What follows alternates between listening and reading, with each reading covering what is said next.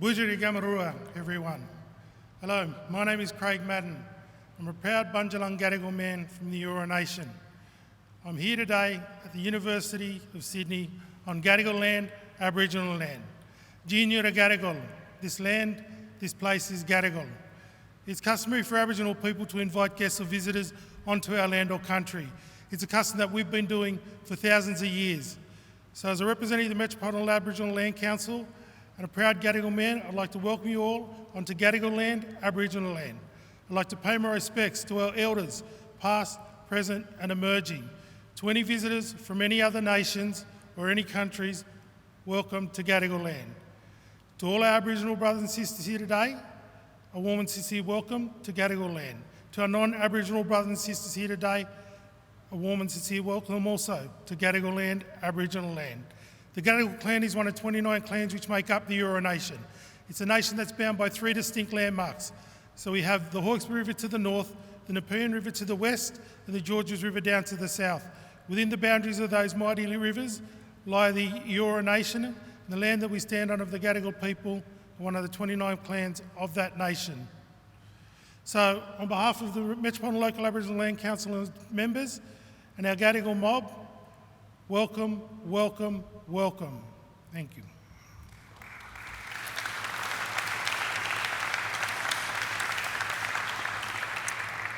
Firstly, let me thank Craig for that very warm welcome to country, and I would like to pay my respects to the Gadigal people of the Eora Nation. Welcome everyone to this very special 20th anniversary celebration of the life and work of one of our most impactful alumni, Charles Perkins. It is very fitting that this event is taking place in the 2020 NAIDOC week. I'd like to extend a particularly warm welcome to the Perkins family and to Pat Turner, Auntie Pat Turner, who we're very much looking forward to hearing from this evening. Even though we can't all be together this evening, it is wonderful that some of us are able to be here in the heart of our university in our Great Hall. And we are very, very pleased that so many are joining us for our broadcast. As Australia's first university, the University of Sydney is dedicated to shaping change that improves the lives of the local, national and international communities that we serve. In the next 3 decades, it will be 200 years since our founders first conceived the idea of a university on Gadigal land. By 2050, our nation and our university will have changed entirely. Our growing cohort of First Nation students will be graduating to become future leaders, inspired by Aboriginal and Torres Strait Islander alumni who will surely be government ministers, chief scientists, high court judges and senior diplomats. As a contribution to the community, it is our responsibility to answer the question of how we collectively embed an Indigenous voice in all our teaching and research, and how we ensure the best possible experience for our Indigenous students and staff. And now, let me welcome to the stage our MCs for the evening, Stan Grant and Isabella Higgins. Thank you.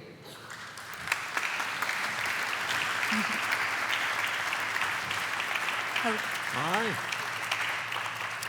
Thank you, Chancellor. Thanks so much for everyone else to be part of this tonight. I'm really pleased to be here for this event, to join you all here in the Great Hall this evening. Thanks as well to Craig Madden.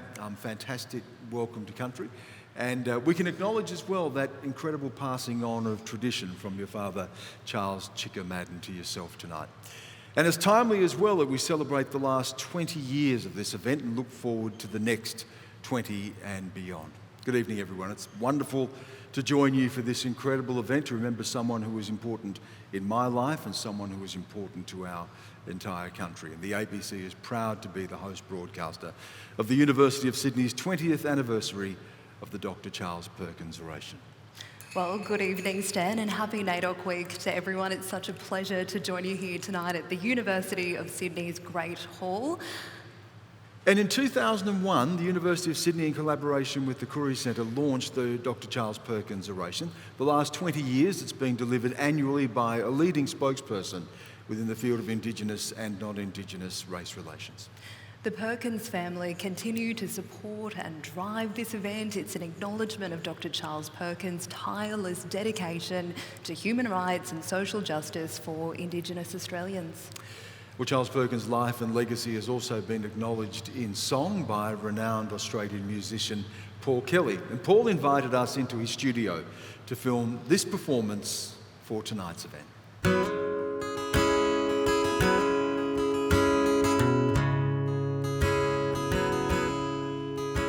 I was born in the bush near old Alice Springs, as far as you get from the sea. My mother was a fighter, my daddy was too. He never knew a bastard like me. My brothers and sisters are scattered like the wind, from the desert and the hills to the sea. Much too young, many died, but I have survived. So lucky, a bastard like me. Ooh, so lucky, a bastard like me. I have survived a hell of a ride. Nobody knows a bastard like me. Call me a stray or a dog every day. Call me a mongrel half-breed. Mongrels are strong, so if you take me on, watch out for a bastard like me. Ooh, you better watch out for a bastard like me. I've fought all the way, and I fight every day. We'll try and stop a bastard like me.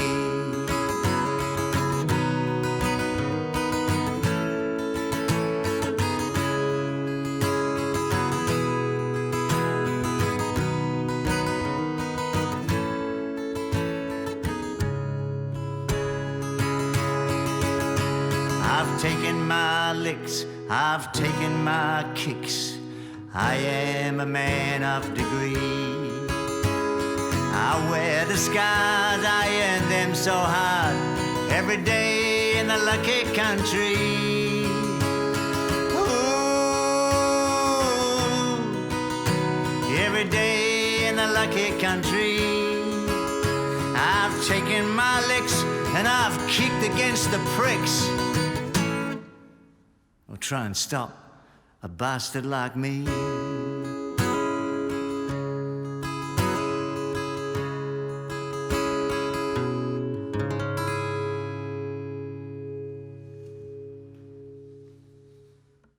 A lot of people think that Charlie Perkins was a politician, but actually he was a public servant. But he had this extraordinary way of combining activism and public service into the one. He was born in about 1937 at a place called the Bungalow in Alice Springs. It was set up as a humanitarian place to basically protect Indigenous children, but it ended up being a place where they were abused and very much a sort of an apartheid condition. Dad used to go up and sit up on the hills and he'd look out. He could see the town of Alice Springs from the hill, and he used to wonder why he couldn't go into the town. So from a very young age, he saw this inequality and it burned inside him, and he wanted to change things. That's why he went to the University of Sydney, because he felt like he needed the language of the power brokers to be able to talk to them in their own language to change things. And so Dad and a couple of other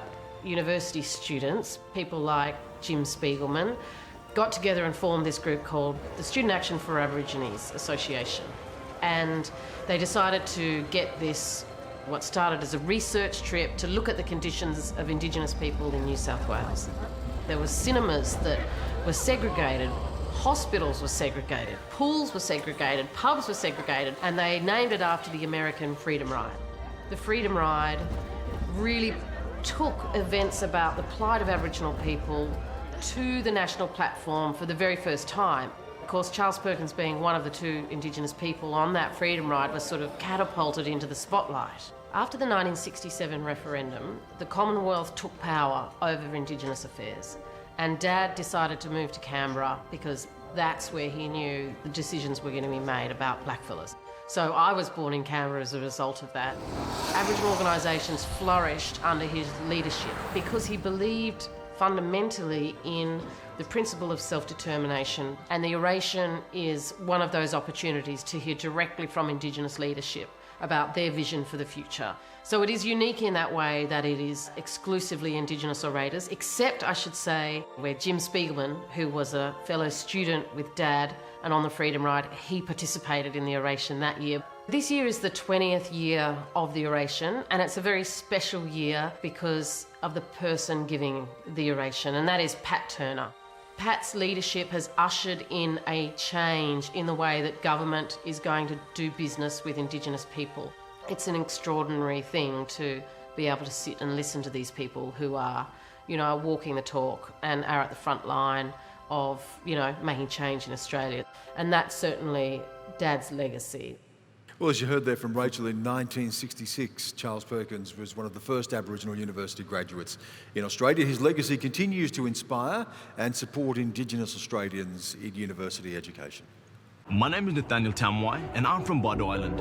I'm also Argan Man from my dad's side. My name is Sarah Blackwell. I'm a proud Wiradjuri woman. I'm Thomas Harrington. I grew up in Western Sydney on Darug country. I have ancestry from northern New South Wales on Bundjalung country. I'm Tilly Langford. I'm from Mollymook on the south coast. My family's Gumbaynga up from Coffs Harbour. I'm studying occupational therapy. I'm studying a Bachelor of Science and Doctor of Medicine. I'm studying a Bachelor of Science and Doctor of Medicine. I'm studying arts law at the University of Sydney, majoring in politics, and I am in my second year. The legacy of Charles Perkins gave me the ability to really do look at education in a way of applying my traditional knowledge and also the educational knowledge we learn here to really look down that lens and excel within education. I remember learning about Charlie Perkins in high school, and I remember thinking, oh look, that's me, that's someone that I can relate to. He started the Freedom Rides. He was one of the first Indigenous people to graduate from a university, and I'm not very good at sports, so all the sporting stars weren't really my cup of tea, but seeing someone like me at university kind of let me realise that I could be that person too. The legacy of Charles Perkins has had a significant impact on me personally.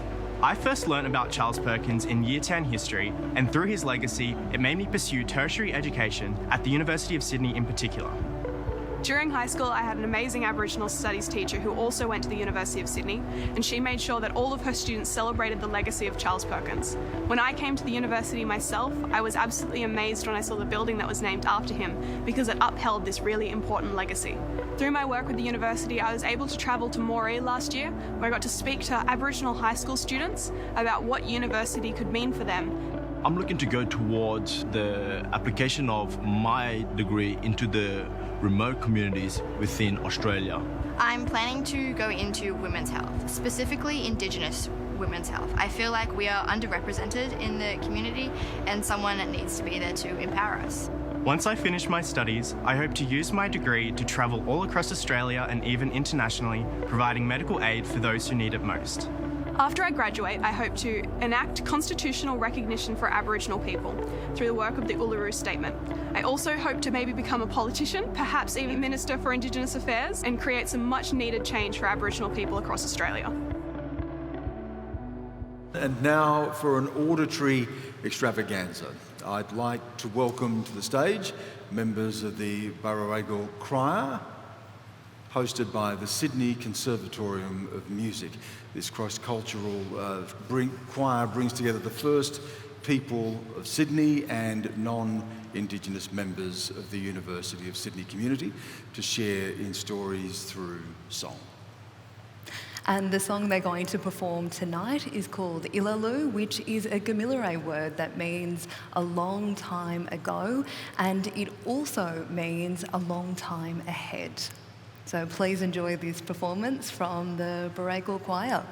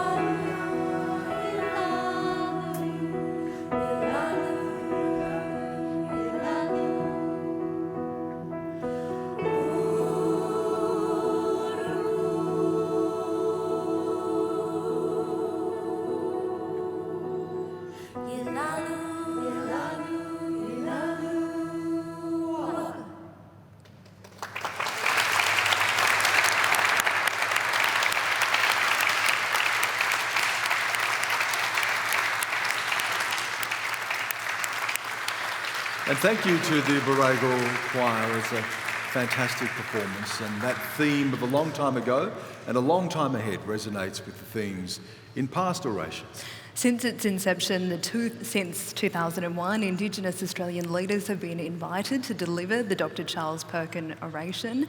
Recently, we asked some of those leaders how it felt to speak at this event and the lasting change that they achieved through self-determination. In 2014, I delivered the Charles Perkins oration. I explored how self-determination has been a long struggle, a long fight, and that there has been continued resistance by governments and political leaders, institutions and systems to even believe in the thought of Aboriginal and Torres Strait Islander people having the right and the ability to make decisions about our lives and the matters that impact us. In my oration, I focused on human rights and particularly how those human rights related to Aboriginal and Torres Strait Islander people. It was such a privilege to see that the Parliament actually formed a parliamentary committee of human rights scrutiny of legislation in 2011. Now, they were outcomes of the speech, and so don't think that your voice cannot be heard. I did the Charles Perkin oration in 2018. It was called Truth-Telling, as relevant then as it is today. Australia hasn't been good at owning its truth. Truth liberates a nation, and the story of First Peoples in this country has to be told truthfully. I spoke in 2013, and it was regarding youth and issues around youth in our area. The strength-based lens is really important for our young ones to see. We cannot keep looking through a deficit lens and expect good results. Charlie believed in solutions, and he believed that blackfellas had to design them themselves. We came from, I guess, the bottom of the barrel, which we took responsibility for, and we changed it and became the solution as a people ourselves in a local community where no one expected it. The year was 2016 when I delivered the Charlie Perkins oration at the University of Sydney. Everything I spoke about in 2016, we still speak about in 2020. And my concern is that we're still going to speak about it in 2050, but we shouldn't. And I spoke about the urgency then, and I still speak about the urgency now. It was an incredible honour to be asked by the Perkins family to be one of the interviewers on stage at the 2016 oration. The thing that resonated with me the most was Malandiri McCarthy when she was talking about a personal memory she had of Charles Perkins. And one of the things Charles Perkins said to her was, regardless of all the good things that happen to you in your life, never leave anyone behind. And that really resonated with me, still resonates with me, and it resonated very strongly with the audience. Well, the person who will be delivering the 2020 Dr. Charles Perkins oration is the indomitable Auntie Pat Turner. Auntie Pat is a proud Wurundjeri woman and Arrernte woman and the Chief Executive Officer of the National Aboriginal Community Controlled Health Organisation. She is also the convener of the Coalition of Peaks and the co-chair of the Joint Council on Closing the Gap. So please welcome Auntie Pat Turner to the stage.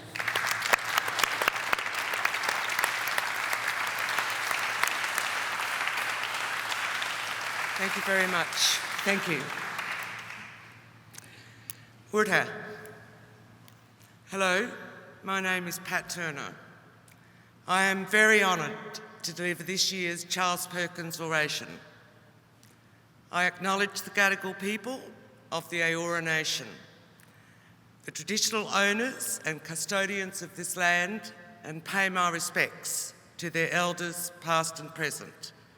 And I especially acknowledge Uncle Chika and Auntie Lily, and thank you, Craig, for your welcome, but Chika and Lily are family also, and it's lovely to have you here tonight. I extend my warmest regards to his daughters, Uncle Charlie's daughters, not this Charlie, Charlie Perkins, Hetty, Rachel, and his son Adam. Hetty, Rachel and Adam and their kids are watching tonight from Charlie's birth and resting place at the bungalow in Alice Springs. Their mother and Charlie's wife, Auntie Eileen, is here with me tonight. I thank Auntie Eileen for her support over many years. Charlie was my uncle, my father's brother, but we didn't talk about each other like that as niece and uncle. We were just family. I acknowledge Chancellor Belinda Hutchinson, AC, Vice-Chancellor Principal Dr. Michael Spence, Deputy Vice-Chancellor Professor Lisa Jackson-Pulver, the Perkins family, the Metropolitan Aboriginal Local Land Council, and the combination of staff from the University of Sydney and the Australian Broadcasting Corporation who have worked so hard to bring together this event tonight. I have titled this oration Charlie's Lessons and Legacy. So let me now move to Charlie's influence.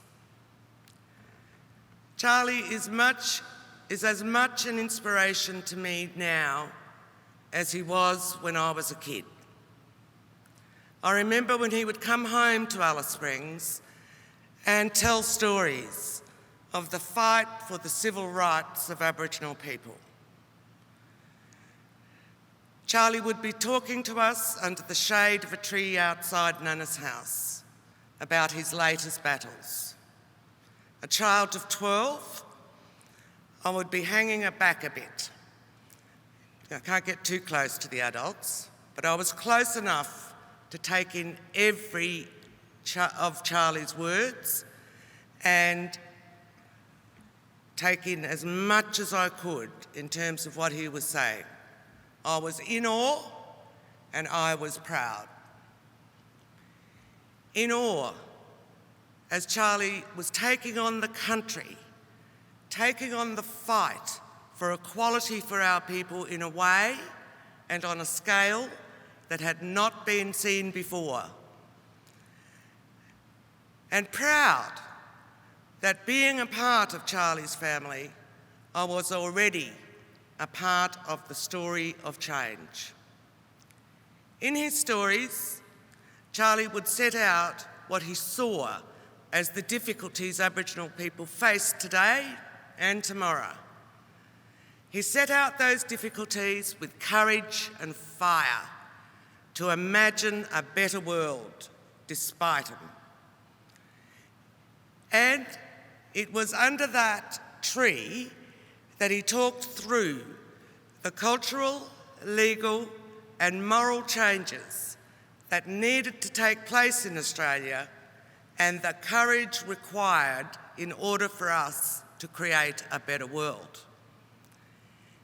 It is Charlie's courage and the fire that he had in his belly that has guided many of the decisions in my life and career and continues to light much of my path today.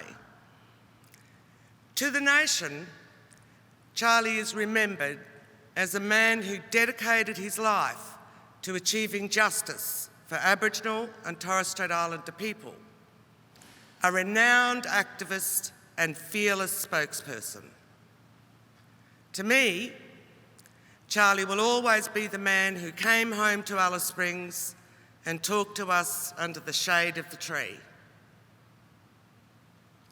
holding a mirror to our nation. Whilst Charlie's achievements are too numerous to recount in detail tonight,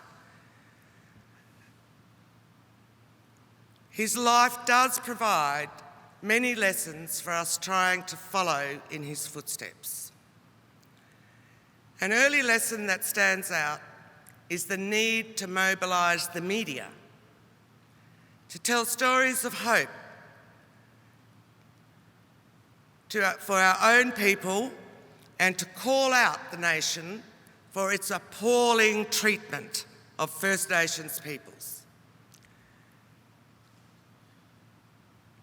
Following his death in October 2000, I delivered his eulogy to an overflowing Sydney Town Hall.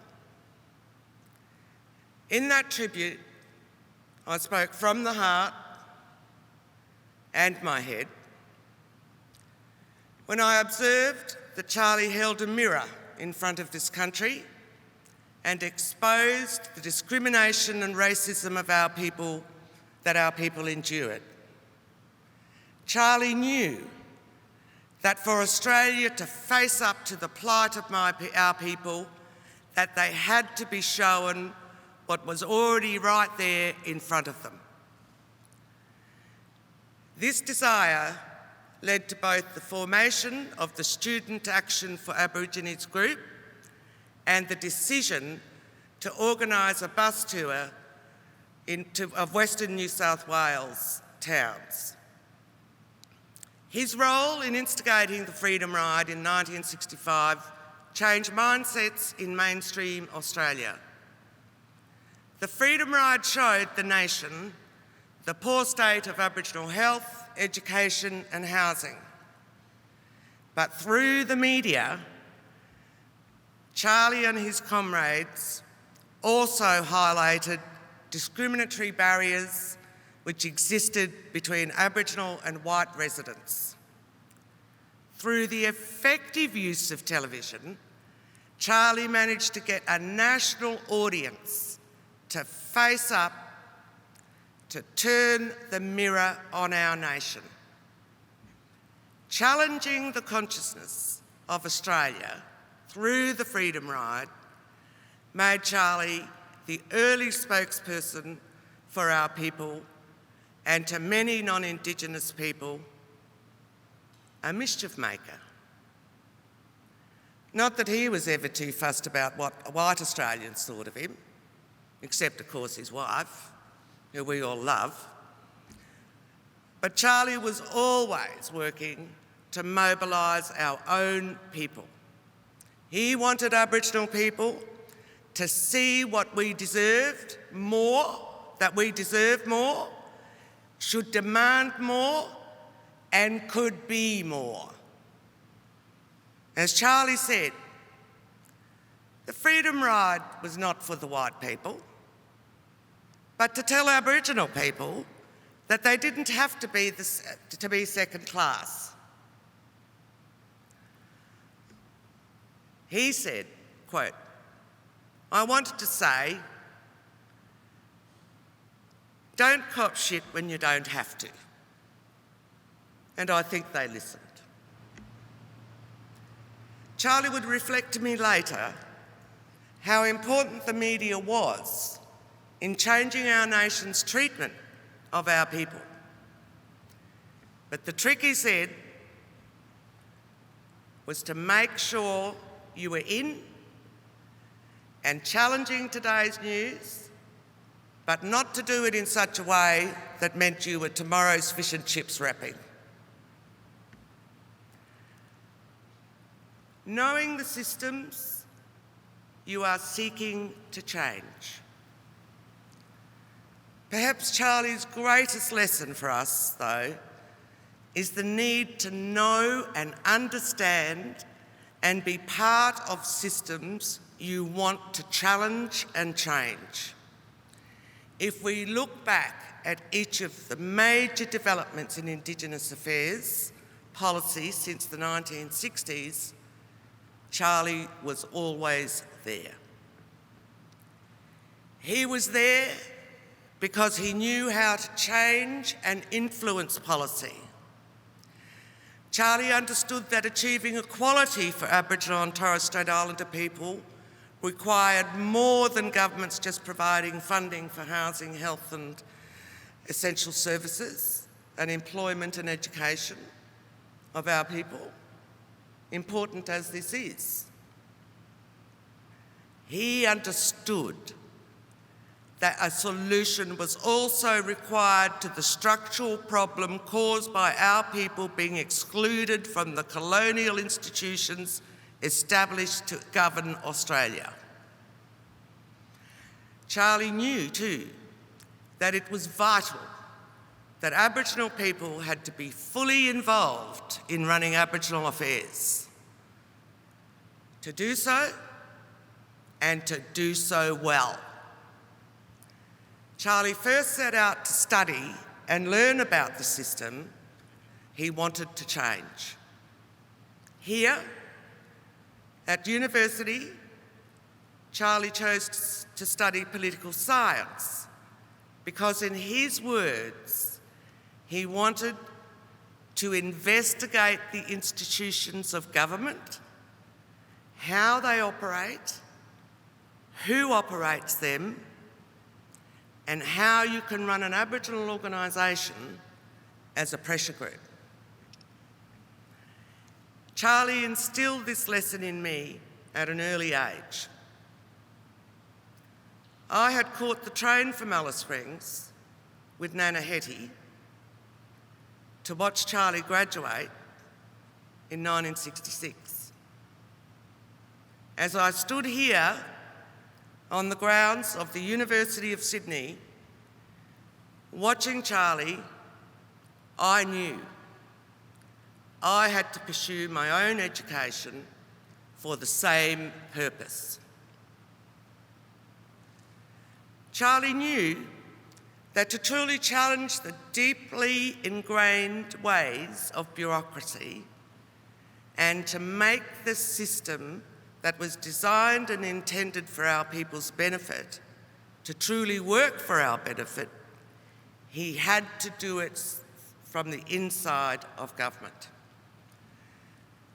So Charlie was not just an advocate who wrote speeches,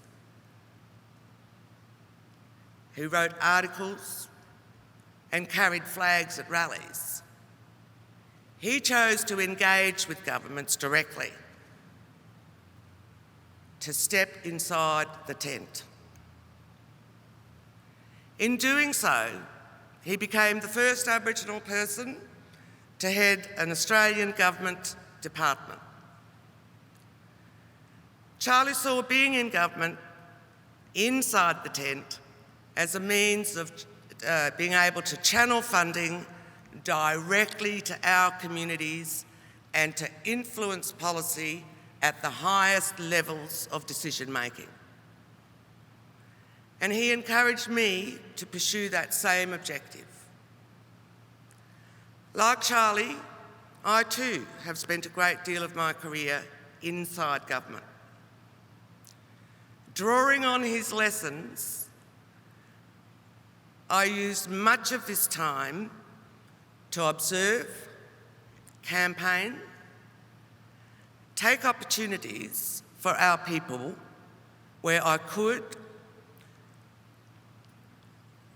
and to make decisions that were going to help our people, and also how we could secure political influence to support programs that were directly for the benefit of our people. Taking real control. While Charlie believed in the importance of change from within, he also teaches us the lesson of Aboriginal control. True Aboriginal control, where we are exercising our political agency as Aboriginal people over our own affairs, designing and delivering our own programs without the constraints of government. During Charlie's life, he oversaw the establishment of many Aboriginal controlled and run organisations designed to deliver the services we needed on our own terms. It is here where I am now dedicating my time and where I see the most potential for our people. Like Charlie, I realised that there was a limit to what could be achieved for our people inside government. In government, we are always working in a system that is not ours. One that is designed to serve a purpose that is beyond Aboriginal and Torres Strait Islander interests alone. Aboriginal community control is an act of self-determination for our people. It is how we exercise greater political agency within the present policy landscape. Currently, there is no other way of delivering and governing services or providing us with a say in policy and programs that guarantees Aboriginal and Torres Strait Islander empowerment and protects our identity and culture for the long term. There is strong evidence that community-controlled services are better for our people, achieve better results, and help make sure we get the support we need. Community-controlled organisations employ more Aboriginal and Torres Strait Islander people than mainstream organisations, and results in communities taking more responsibility for services. Through their involvement in policy and political advocacy, our organisations also provide a voice for First Nations peoples. Without them, the accountability of governments would be far weaker. Whilst I believe that our community-controlled organisations are the best form of agency for our people, a relationship with government that is responsive to Aboriginal and Torres Strait Islander peoples is still required. This is a recognition that we have a shared future. Indigenous and non-Indigenous Australians together. And that the two must come together to deliver lasting equality and recognition for First Nations peoples. Inside and outside the tent.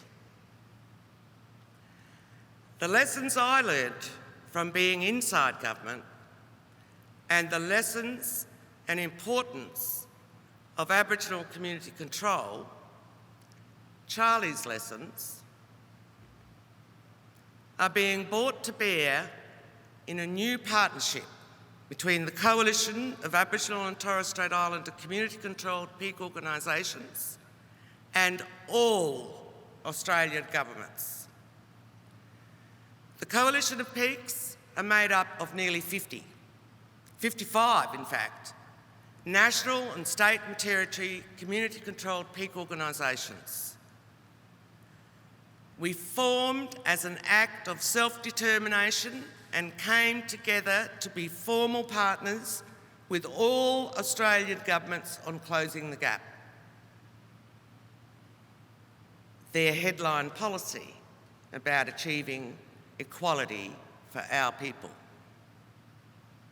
All our leaders who have been sitting at the negotiating table with governments have either been elected to the boards of our organisations by members of the communities that they come from, or have been appointed by boards as CEOs of their organisations. We have worked with our communities for decades on matters that are important to our people in the areas of health, early childhood, disability, education, land rights, legal services, you name it, we do it. The Coalition of Peaks have brought our own political agency to the table through a negotiated formal arrangement with governments which have agreed a new national agreement on closing the gap. It is the first time that our peaks have come together in this way, and it is the first time an intergovernmental national agreement designed to improve outcomes for Aboriginal and Torres Strait Islander people has been developed and negotiated between our representatives and government. The first time, 2020. As long as we're a resilient people, I guess, and a very patient people. But you can understand the frustration that we feel. The national agreement commits this country to a new way of working between governments and First Nations peoples. It is a new way of working that is based on negotiation and shared decision-making. But it is early days, and the months and the years ahead will be testing times. For the Coalition of Peaks, we need to continually strengthen our own governance and stay connected with our communities, while at the same time working to keep ahead of the game to stay in front of Australian governments with their vast numbers of resources. Governments will also need to demonstrate that their institutions and bureaucracies can embrace the change and reform to meet the challenges and commitments set out in the National Agreement. Lasting change can only come when it is embedded in the culture of organisations. And as we know, traditionally, Australian governments are slow to adapt. The matter of much needed funding and new funding for services and supports for our peoples remains an issue that is yet to be fully addressed by governments. What is different now, though, is that we at least have a seat at the negotiating table on an equal basis with governments. We believe ultimately a partnership between community-controlled organisations and governments will achieve better outcomes for our people, where we are both inside and outside of the tent. I strongly believe Charlie would have been very proud of what we have achieved in the new national agreement on closing the gap. He would have thought it wasn't achievable when he was still here. He would be glad that we've done it now. In the meantime, even if the national agreement fulfills its promise, the picture of reform is far from complete. As First Nations peoples, we need a voice to the Commonwealth Parliament to monitor and advise on making laws with respect to our people, because that is still missing from the political and the policy landscape. So too is truth-telling and treaties. Standing up for what is right. The new partnership with governments and the work of the Coalition of Peaks has not come without its criticism, including from our own people. So the last lesson from Charlie's life I want to share with you today is to stand up for what you believe is right and to seize the opportunities you have. It is probably the hardest lesson to practice from Charlie's life. From an early age, Charlie was prepared to stand up for what he believed in, what he thought was right. Over the course of his life, he never backed down. Charlie's life led to great gains for our people. In speaking out, his life was not just for himself and his family, but for our people and ultimately for Australia. Charlie's approach to life must continue to inspire us all to more unified and purposeful action. Action where Aboriginal and Torres Strait Islander people are collectively taking back control of our own affairs. As we reflect on the legacy, the lessons and the legacy of Charlie's life, of his courage, the fire in his belly he lit in so many of us, I leave with you his own words. He said, "I am here today, gone tomorrow, and I have only played a small role like other Aboriginal leaders. Like other Aboriginal leaders do. But we're only passing, you know, like ships in the night, really. And where the answer is with the mass of Aboriginal people, not with the individuals." Thank you.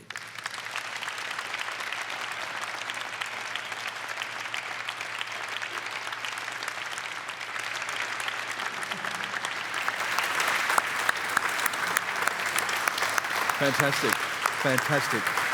It's a wonderful oration. Thank you so much, Auntie Pat. And I know that Uncle Charlie would have been watching and watching on and really proud. He was he had such a presence, and he was so smart and quick-witted, and he loved country music like I do. Well, Auntie... Adam didn't though, his son did not like country music. Adam got kicked out of the car once. Sorry, Adam. Can you tell us a little bit about what it means to be here at Sydney Uni to giving this very special oration? It means the world to me, you know. I was so happy when Hetty rang me and said the family would like you to do the oration this year. I was thinking, well, it's about bloody time.